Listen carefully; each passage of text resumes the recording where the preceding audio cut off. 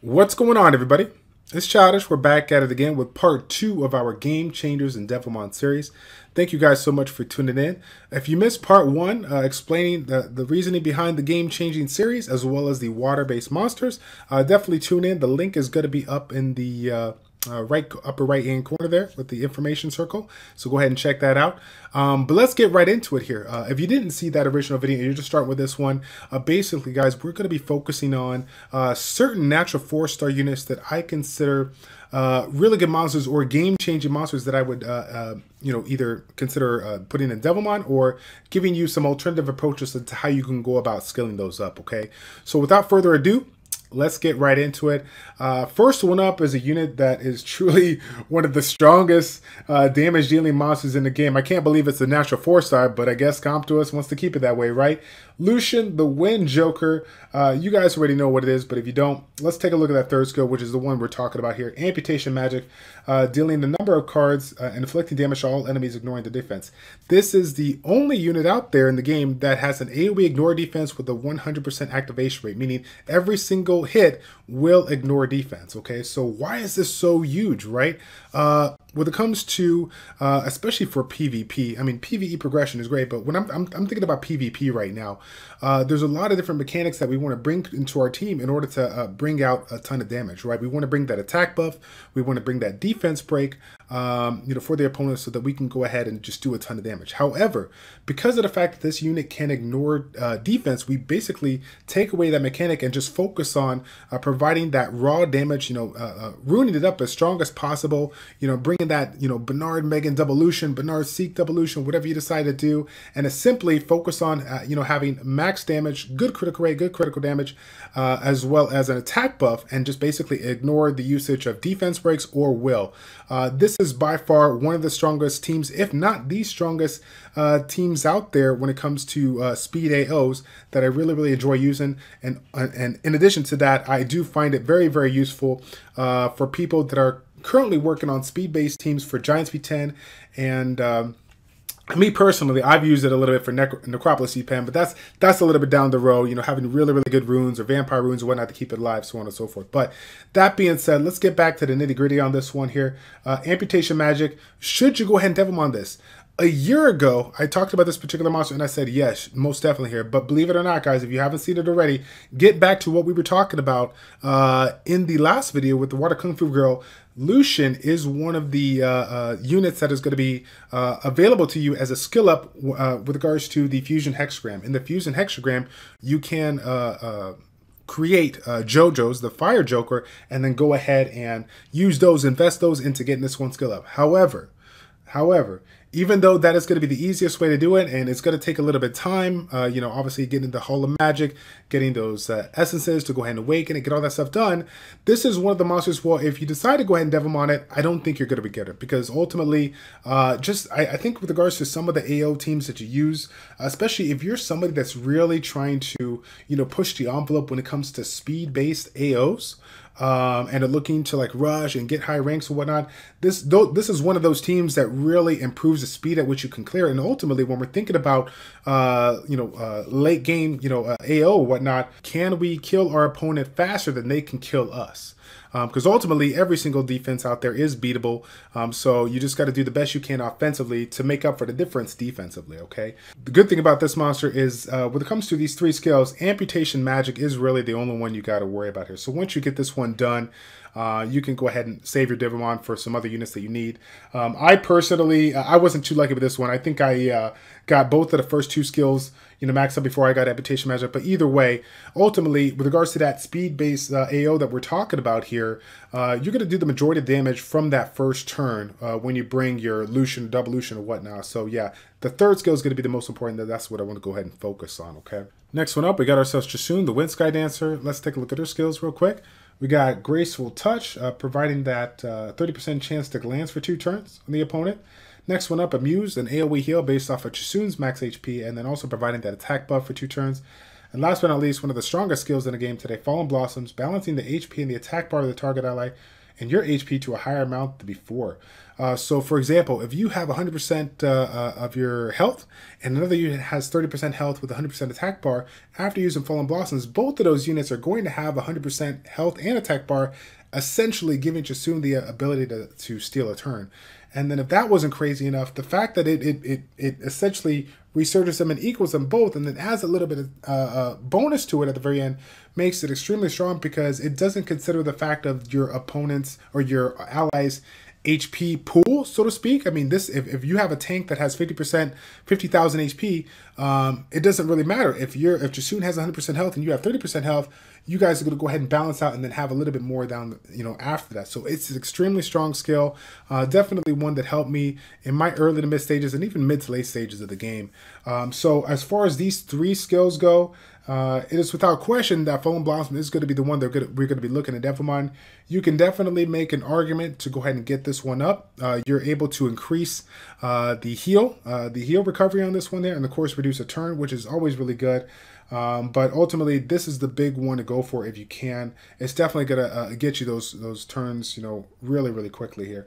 One thing to point out there, if you're not familiar with this one, or maybe if you have this one, the cool thing about this one is it also, that heal is based off of her HP, not the HP pool of the target. So if you're pairing this monster with, attackers, or defense-based monsters with a low HP pool, you're going to see a lot of value in this skill. So again, this was really, really good. Not just, and I stated before with regards to TOA, this was really, really good for me. When I was climbing up in that fighter to conquer rank, and I was taking my, I was taking my AO a little bit slow. I found this one really, really useful when I paired it with some other damage dealing monsters. But yeah, I love this unit here. So the first unit that we're going to be taking a look at is Immensity. Immensity is such a great unit when it comes to PvP, and more notably Guild Wars here. I feel like this unit paired with Bulldozer and Copper is probably one of the strongest free-to-play teams that you can bring on the offense. It definitely counters a lot of what we see in the meta climbing up there. So the cool thing about this one, the reason why I want to put it at the honorable mention is because this is a unit that you can get skill ups from the Fusion Hexagram. If you guys didn't know, Quebestinef is in the Fusion Hexagram, so if you do have the materials to get it, and you're not too strut for fodder that you need to use for other 6 stars or whatnot, you could definitely save that, save those pieces, get Quebestinef built, and then you can go ahead and invest into Immensity and get it done.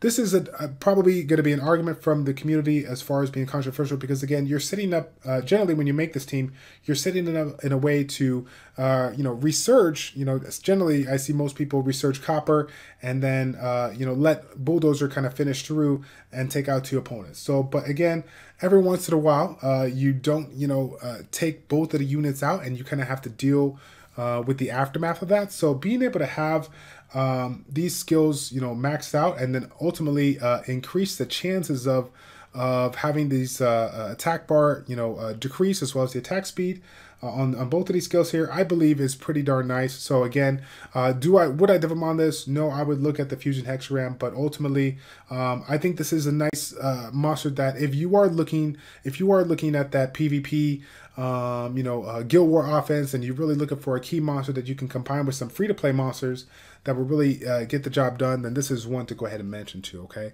Next one up on the list of honorable mentions is going to be Brienne the Wind Death Knight.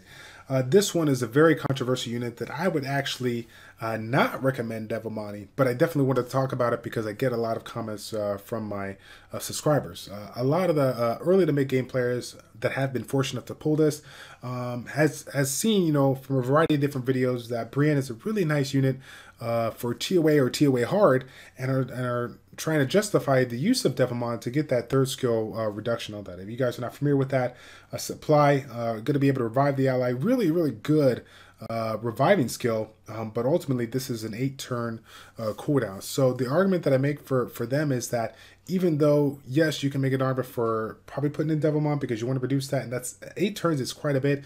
Here's the deal. If you are truly struggling to the point where you're dying so much that you can't keep up with your reduction here, or your revive, ultimately it's going to come down to the rune quality of your team and not so much the reliability of that supply skill. I personally would go back to the drawing board as far as doing what you got to do, collecting those runes so that you can improve your units and clear the stages. There's been a ton of people out there that have provided free-to-play comps that you can use to clear tier 1 to tier 100 with respectable runes. Not like crazy OP violent runes or whatnot, but with respectable runes and stats. So if you haven't checked them out, I got quite a few people in my YouTube description down below that have provided great TOA videos. So definitely go ahead and check them out here. And the last two monsters that we're going to mention for y'all today is going to be two that I chose to Devilmon, but it was due to where I was at in the game. So if there are people right around the same stage as me, and you're in the same situation, you can make an argument for doing so. Let's get right into it here, okay? So, Wind Lich Fuko, man, such a great unit. The reason why I chose this particular one is, you know, I was able, and let me give you my scenario right now, just kind of put you guys in my thought process. I got a sub 1 minute GB10, I got a sub 1 minute DB10, right? TOA, you know, everything is cleared, right? TOA is cleared, Rift of Worlds cleared, everything is cleared. Ultimately, my situation right now is and I've told this to you guys in many videos, I am ultimately trying to get as many Will runes as possible.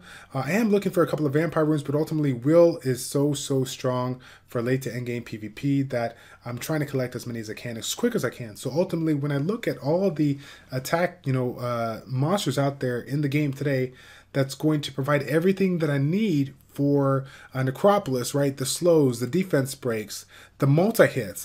Without question, the Lich family, and I'm looking at the Wind, Water, and the Dark one, are extremely strong, and one can make an argument for Devilmon in them if you're looking to, you know, really increase the speed of your runs there.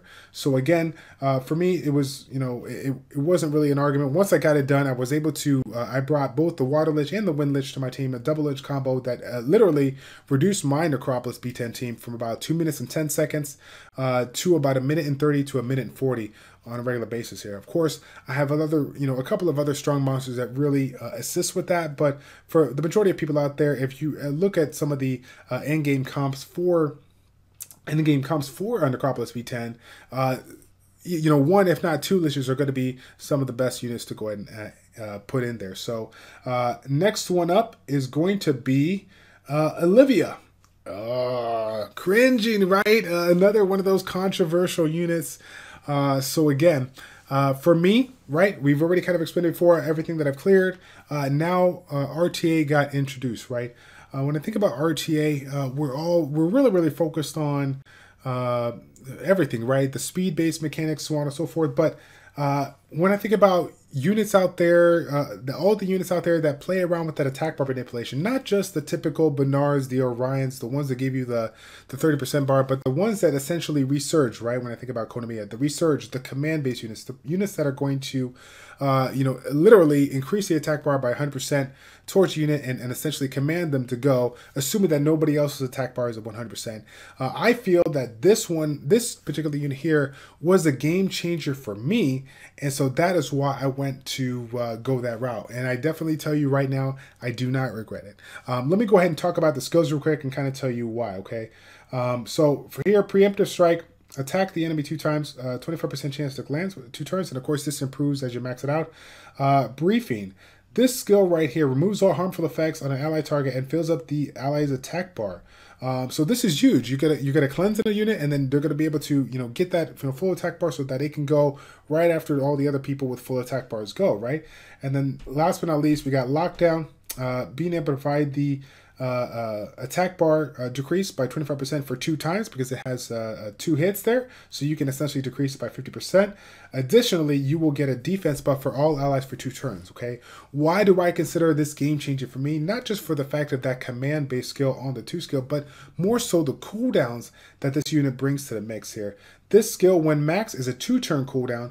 This skill, when max, is a 3-turn cooldown. When you talk about a unit that's going to provide that attack bar manipulation on both the positive end, for the second skill, as well as the negative end on the third skill, I mean, that is a lot of attack bar manipulation. And then of course we got a 100% uptime on that defense buff. So again, it's really going to help you when it comes to RTA to bring that another aspect to the game. And of course, as you guys know, the defense buff is definitely something that is underrated and overlooked for a good chunk of players out there. Endgame players, they know the value of defense buff and how it can play a role as you move into that late, part of that RTA match. But for some of you guys that are not too familiar with it, I definitely love this unit. And again, I want to give a shout out to some of my subscribers here.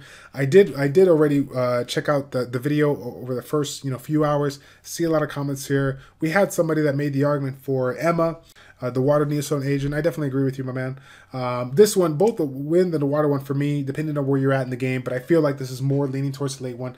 For this one here, I definitely feel that it goes in that category of game-changing monsters, especially if you're one that wants to take advantage of attack bar manipulation on the positive and negative side of things. Okay, so that's going to be it, guys. Believe it or not, that's going to be it for this particular episode, Game Changers and Devilmons Part 2, featuring the wind-based units. I hope this was useful. As always, if you did like this video, go ahead and smash that like button.